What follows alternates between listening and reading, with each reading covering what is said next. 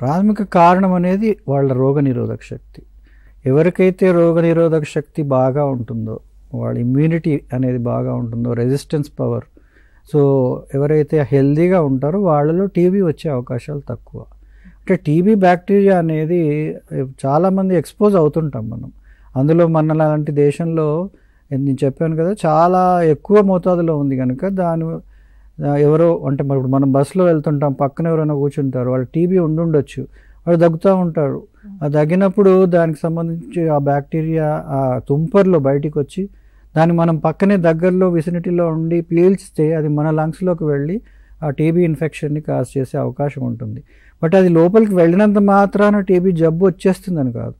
అది వెళ్ళిన తర్వాత అది లోపలికి వెళ్ళి అందు లోపల అది ప్రాలిఫరేట్ అవ్వాలి. అంటే ఆ బ్యాక్టీరియా అనేది మల్టిప్లై అయ్యి చాలా నెంబర్స్ ఇంక్రీజ్ చేసుకుని ఆ తర్వాత మెల్లిమెల్లిగా టిష్యూస్ని డ్యామేజ్, లంగ్స్ని డ్యామేజ్ చేసి ఈ ప్రాసెస్ అనేది కొంతకాలం పడుతుంది. బట్ ఈలోపు మన బాడీలో ఉండే ఇమ్యూనిటీ, రోగనిరోధక శక్తి అనేది అది పెరగకుండా ఉండడానికి, దాన్ని కంట్రోల్ చేయడానికి ప్రయత్నం చేస్తుంది. ఆ రోగనిరోధక శక్తి స్ట్రాంగ్గా ఉండి అది మెయింటైన్ చేయగలిగితే, దాన్ని కంట్రోల్ చేయగలిగితే అది అక్కడే ఆగిపోతుంది. సో అది ఇంకా స్ప్రెడ్ అవ్వకుండా, సో దాన్నే ఇన్ఫెక్షన్ అంటారు, కానీ డిజీజ్ కాదు అది. అంటే ఇప్పుడు వాళ్ళకి ఒక ఈ స్కిన్ టెస్ట్ చేస్తారు టీబీకి, అది చేసినప్పుడు అది పాజిటివ్ వస్తుంది, బట్ అంత మాత్రాన జబ్బు ఉందని కాదు.